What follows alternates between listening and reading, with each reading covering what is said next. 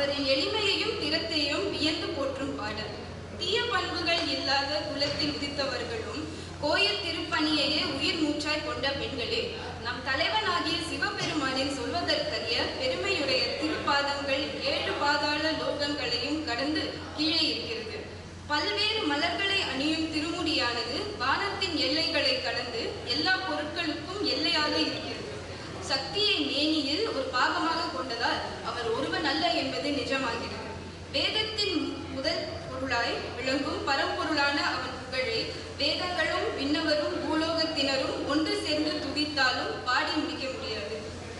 யோகிகளுக்கும் ஞானிகளுக்கும் அவன் நண்பன், அடியார் உள்ளத்தில் நிறைந்திருப்பவன், ஏராளமான பக்தர்களை பெற்றவன். அவனது ஊர் எது? அவனது பெயர் என்ன? யார் அவனது உறவினர்கள்? யார் அவனது துரோகி? எந்த பொருளால் அவனை பாடி முடிக்க முடியும்? சொல்ல தெரியவில்லையே என பெண்கள் பாடுகின்றனர். திருச்சிற்றம்பலம். சுவாதி ரவிக்கு நம்முடைய வாழ்த்துக்கள். அருமையான பாட்டு இது. ஆமா, சிவபெருமான் எவ்வளவு உயரம் இருப்பாரு? ஒரு 5000 அடி இருப்பாரா? இல்ல 5 லட்சம் அடி? சொல்லவே முடியாது. மாணிக்கவாசக சாமி சொல்றார், இந்த அண்டங்கள் எத்தனை யூனிவர்ஸ். நமக்கு உலகம் தெரியும். உலகத்துக்கு ஒரு சூரியன், ஒரு சந்திரன், ஒரு செவ்வாய், புதன், வியாழன், வெள்ளி, சனி, ராகு, கேது, இதுக்கெல்லாம் சேர்த்து அண்டம்னு பேரு. இப்படி 101 கோடிக்கு மேல அண்டங்கள் இருக்கான். அத்தனை அண்டத்தையும் ஒரு பக்கம் வச்சு சிவபெருமான ஒரு பக்கம் வச்சு அப்படி பார்த்தா சிவபெருமான பார்த்த கண்ணுக்கு அத்தனை அண்டங்களும் காலையில வீட்டுல பறக்கிற தூசி மாதிரி தெரியும். சிவபெருமான் அவ்வளவு பெரியவர். பாதாளம் 7லும் கீழ். அவர் கால் எங்கே இருக்கும்? பாதாளத்துக்கு அப்பால். மணிமுடி எங்கே இருக்கும்? அது சொல்லிருந்து நின்ற தொன்மை. அவ்வளவு பெரிய ஆள்.